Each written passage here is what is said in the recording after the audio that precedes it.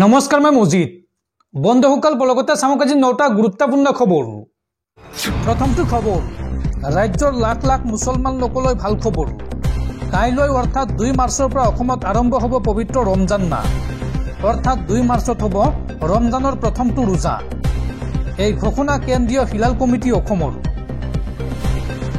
2 মাৰ্চৰ পৰা অসমত আৰম্ভ হ'ব পবিত্ৰ ৰমজান মাহ। ৰমজান মাহত ৰোজা আৰু দুৱাৰ বাবে কি নিয়ম আছে বা কি নিয়ম মানি চলিব লাগিব চাও আহক। ৰমজানৰ প্ৰতিটো মুহূৰ্ত অতি পবিত্ৰ। ৰমজানৰ সময়ত যিমান সম্ভৱ সিমান উপাসনা কৰিব লাগে মুছলমান লোকসকলে। পবিত্ৰ সময়ছোৱাত কৰিব লাগে কোৰাণ শৰীফ পাঠ। পৰাপক্ষত পঢ়িব লাগে নফল নামাজ আৰু তসবিহ। ৰমজান মাহৰ আগতে দান আৰু জাকাত আদায় দিয়াটো ভাল বুলি গণ্য কৰা হয়। দৰিদ্ৰ লোকসকলে এই ধনেৰে তেওঁলোকৰ প্ৰয়োজন পূৰাব পাৰিব। দৰিদ্ৰ আত্মীয় আৰু চুবুৰীয়াসকলক জাকাত দিয়াটো উত্তম। পবিত্ৰ ৰমজান মাহত আপোনাৰ উদ্দেশ্যৰ বিষয়ে চিন্তা কৰক আৰু ৰমজানৰ সময়ছোৱাৰ পৰাই অপ্ৰয়োজনীয় কাৰ্যকলাপ পৰিহাৰ কৰক। এই সময়ছোৱাত বিড়ি চিগাৰেট গুটকা আদিবোৰৰ অভ্যাসৰ পৰা আঁতৰি থাকিব লাগে। পৰৱৰ্তী খবৰ ৰাজ্যৰ লাখ লাখ নিবনুৱা যুৱক যুৱতীলৈ ভাল খবৰ। শীঘ্ৰে ৰাজ্যত ওলাব 2 লাখৰো অধিক চাকৰি। ৰাজ্যৰ মুখ্যমন্ত্ৰী ডক্টৰ হিমন্ত বিশ্ব শৰ্মাৰ এই সন্দৰ্ভত বৃহৎ ঘোষণা। ৰাজ্যৰ লাখ লাখ নিবনুৱাৰ বাবে ভাল খবৰ। শীঘ্ৰে ৰাজ্যত ওলাব 2 লাখৰো অধিক চাকৰি। ITI পাছ কৰা যুৱক যুৱতীসকলেও লাভ কৰিব চাকৰি। এডভান্টেজ আসামত বিনিয়োগৰ MOUৰ পিছতে ৰাজ্যৰ বাবে আহিছে এই ভাল খবৰ। ৰাজ্যৰ মুখ্যমন্ত্ৰী ডক্টৰ হিমন্ত বিশ্ব শৰ্মাই কৰিলে এই ডাঙৰ ঘোষণা। পৰৱৰ্তী খবৰ পঞ্চায়ত নিৰ্বাচনক লৈ এইবাৰ আদালতৰ দ্বাৰস্থ হ'ব কংগ্ৰেছ দল। যদি 18 মাৰ্চৰ আশে-পাশে বিজেপি চৰকাৰে পঞ্চায়ত নিৰ্বাচনৰ দিন ঘোষণা নকৰে তেন্তে 20 বা 21 মাৰ্চত আমি গুৱাহাটী হাইকোৰ্টৰ দ্বাৰস্থ হ'ম। এই মন্তব্য APCCৰ সভাপতি ভূপেন বৰাৰ। দৰ্শকসকল আৰু বহুতো গুৰুত্বপূৰ্ণ খবৰ আছে। তাৰ আগতে আপোনাক জনাও যে যদি আপুনি এতিয়ালৈকে এইটো ভিডিঅ'ত লাইক কৰা নাই তেন্তে এতিয়াই ভিডিঅ'টোত লাইক কৰি দিয়ক আৰু এনেকুৱা ধৰণৰ ভিডিঅ'সমূহ নিতৌ চাবলৈ চেনেলটো ছাবস্ক্ৰাইব কৰি কাষত থকা বেল আইকনটো প্ৰেছ কৰি ৰাখক। পৰৱৰ্তী খবৰ আন্তঃৰাষ্ট্ৰীয় বজাৰত পুনৰ হুৰা কমিছে খাৰুৱা তেলৰ মূল্য। কিন্তু তাৰ পিছতো ভাৰতত কিয় কমা নাই পেট্ৰল ডিজেলৰ মূল্য। বিশ্ব বজাৰত খাৰুৱা তেলৰ মূল্য পুনৰ হ্ৰাস পাইছে। অশোধিত খাৰুৱা তেলৰ প্ৰতি বেৰলৰ মূল্য 71 পৰা $72 উপনীত হৈছে। তাৰোপৰি WTI ক্ৰুড অইলৰ মূল্য হ্ৰাস পাই প্ৰায় $68 উপনীত হৈছে। ফলত ভাৰতৰ তেল কোম্পানীসমূহেও কম মূল্যতে বিশ্ব বজাৰৰ পৰা অশোধিত খাৰুৱা তেল ক্ৰয় কৰাৰ সুযোগ লাভ কৰিছে। সাধাৰণতে বিশ্ব বজাৰত ক্ৰুড অইলৰ মূল্য হ্ৰাস পালে ঘৰুৱা বজাৰতো ইয়াৰ প্ৰভাৱ পৰি পেট্ৰল ডিজেলৰ মূল্য হ্ৰাস হয় যদিও এইবাৰ অৱশ্য ভাৰতীয় গ্ৰাহকে সেই সুযোগ লাভ নকৰিব।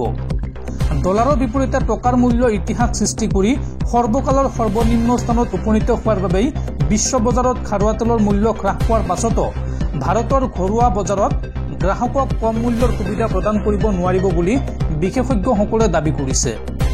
ডলাৰৰ বিপৰীতে ভাৰতীয় টকাৰ মূল্য হ্ৰাস হোৱাৰ বাবেই তেল কোম্পানীসমূহৰ আমদানি ব্যয় হ্ৰাস হোৱা নাই। অৱশ্য আন একাংশই তেলৰ মূল্য হ্ৰাস নোহোৱাৰ আঁৰত ৰাজনৈতিক কাৰণো বিচাৰি পাইছে। তেওঁলোকৰ মতে অনেক সমস্যাৰ পাছতো পৰিস্থিতি জীয়াই নহওক কিয় কেৱল নিৰ্বাচন চমু চাপি আহিলেহে তেলৰ মূল্য হ্ৰাস হয়। ইফালে আন একাংশই আকৌ বিশ্ব বজাৰত ক্ৰুড অইলৰ মূল্য হ্ৰাস পোৱাৰ বাবে ভাৰতৰ ঘৰুৱা বজাৰত তেলৰ মূল্য হ্ৰাস কৰিব পৰা পৰিস্থিতিৰ সৃষ্টি হৈছে নে নাই সেয়া পৰ্যালোচনা কৰাৰ দাবী উত্থাপন কৰিছে। এইসকলৰ মতে যিহেতু কেন্দ্ৰীয় বাজেটত বৃহৎ পৰিমাণৰ কৰ কৰ্তনৰ কথা ঘোষণা কৰাৰ পাছত উৎপাদন কৰ হ্ৰাস কৰাৰ সুযোগো বহু পৰিমাণে হ্ৰাস পাইছে। কাৰণ সেই ৰেহাই খণ্ডত তেওঁলোকে 1 লাখ কোটি টকা ৰাজহ ত্যাগ কৰিবলগীয়া হৈছে। মন কৰিবলগীয়া যে যোৱা বছৰৰ এপ্ৰিল মাহত বিশ্ব বজাৰত ক্ৰুড অইলৰ মূল্য প্ৰায় $90 স্পৰ্শ কৰাৰ পিছত ছেপ্টেম্বৰ মাহত $70লৈ হ্ৰাস পাইছিল। ডিচেম্বৰ জানুৱাৰী মাহত ইয়াৰ মূল্য সামান্য বৃদ্ধি হৈছিল যদিও এতিয়া পুনৰ 71 পৰা $72 ভিতৰত আছে।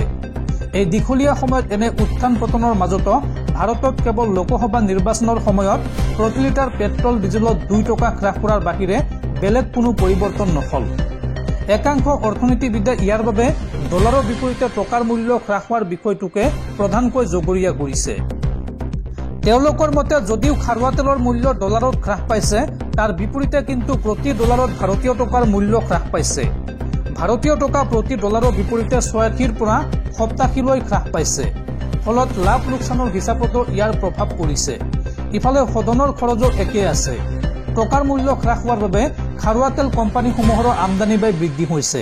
সেয়ে বিশ্ব বজাৰত মূল্য হ্ৰাস হ'লেও ঘৰুৱা বজাৰত তাৰ কোনো প্ৰভাৱ পৰা নাই, এই বুলি ক'ব বিচাৰিছে একাংশ অৰ্থনীতিবিদে।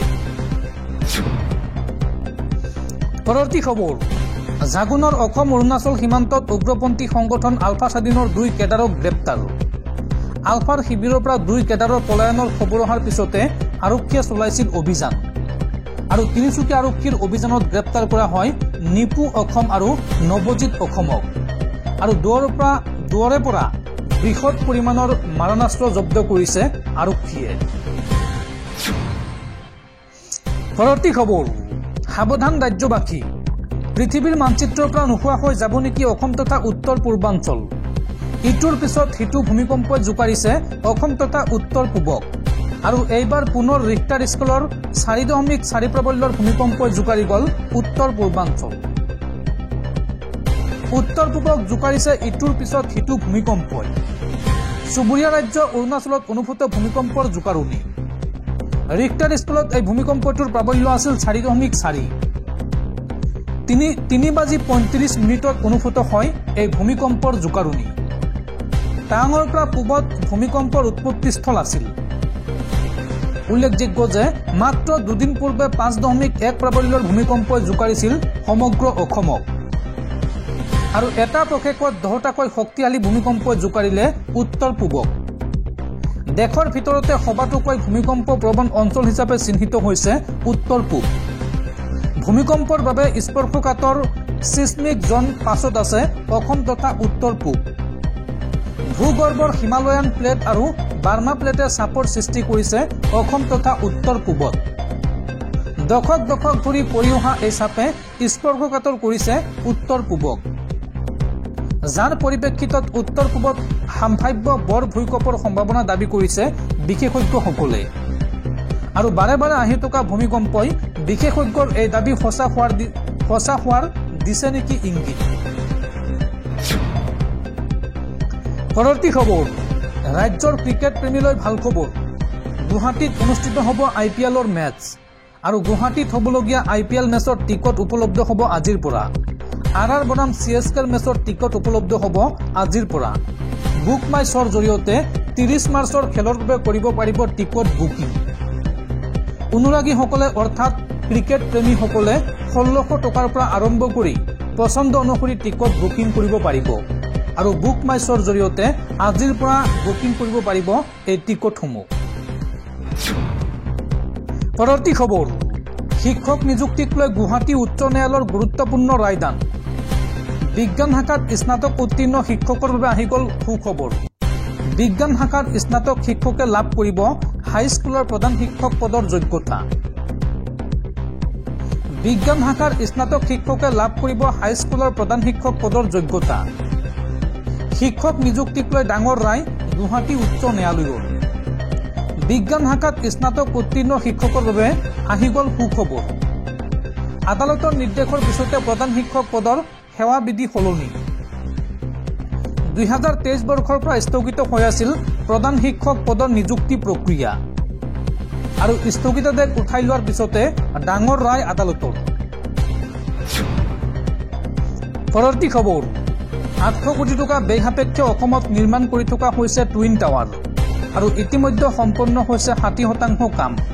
সংবাদমেলত এই তথ্য সদৰি কৰিলে ৰাজ্যৰ মুখ্যমন্ত্ৰী ডক্টৰ হিমন্ত বিশ্ব শৰ্মাই। পৰৱৰ্তী খবৰ, 1901 চনৰ পাছত ভাৰতৰ আটাইতকৈ উষ্ণ ফেব্ৰুৱাৰী। গড় উষ্ণতাই পাৰ কৰিলে 22 ডিগ্ৰী চেলছিয়াছৰ পাৰাস্তম্ভ। চৰকাৰী তথ্য অনুসৰি 124 বছৰৰ ভিতৰত ফেব্ৰুৱাৰীত গড় উষ্ণতা 22 ডিগ্ৰী চেলছিয়াছতকৈও অধিক ৰেকৰ্ড কৰে।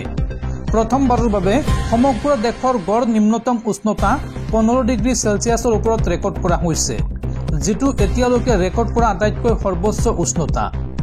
গড় সৰ্বোচ্চ উষ্ণতাৰ ক্ষেত্ৰত 2025 চনৰ ফেব্ৰুৱাৰী মাহৰ দ্বিতীয় সৰ্বোচ্চ উষ্ণতা।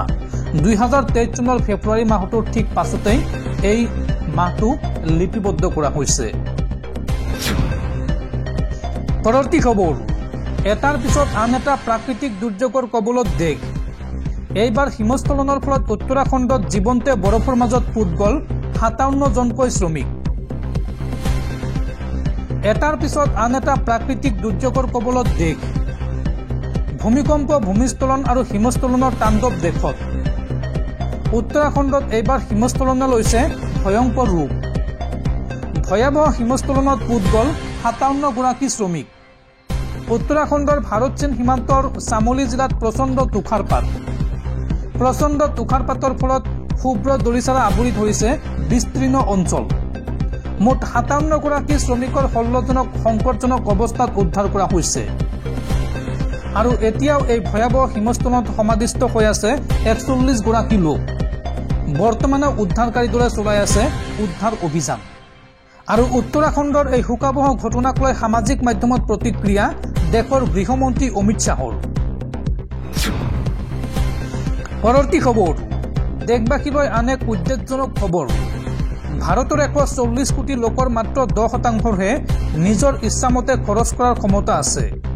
শেহতীয়া প্ৰতিবেদনত প্ৰকাশ পাইছে এই চাঞ্চল্যকৰ তথ্য। ভাৰতৰ মুঠ জনসংখ্যা 140 কোটিৰ ওপৰত, কিন্তু ব্লুম ভেঞ্চাৰ্ছ নামৰ এটা আৰ্থিক সহায়ক সংস্থাৰ তথ্য অনুসৰি মাত্ৰ 10% লোকৰ হাততহে নিজৰ ইচ্ছামতে খৰচ কৰিবলৈ পৰ্যাপ্ত ধন আছে। অৰ্থাৎ সেই 13 বা 14 কোটি মানুহৰ অতিৰিক্ত সামগ্ৰী বা সেৱা ক্ৰয় কৰাৰ ক্ষমতা আছে। বাকী 90% লোকৰে সেই ক্ষমতা নাই। ব্লুম ভেঞ্চাৰ্ছ হৈছে এটা ভেঞ্চাৰ কেপিটেল সংস্থা, যিয়ে সৰু ষ্টাৰ্টআপক পুঁজিৰ ক্ষেত্ৰত সহায় কৰে। তেওঁলোকে ভাৰতৰ এই তথ্য তেওঁলোকৰ বাৰ্ষিক প্ৰতিবেদনত প্ৰকাশ কৰিছে। ব্লুম ভেঞ্চাৰ্ছে এই সন্দৰ্ভত কয় যে শীৰ্ষ 10%ই তেওঁলোকৰ ক্ৰয় ক্ষমতাৰ জৰিয়তে ভাৰতৰ অৰ্থনৈতিক বৃদ্ধি, বজাৰ আৰু বিক্ৰীক আগুৱাই লৈ গৈ আছে।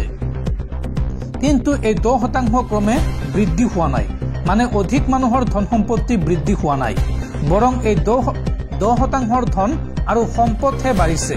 অৰ্থাৎ ধনীসকল দেশত ধনী হৈ গৈ আছে। শেহতীয়া প্ৰতিবেদনত প্ৰকাশ পাইছে এই তথ্য।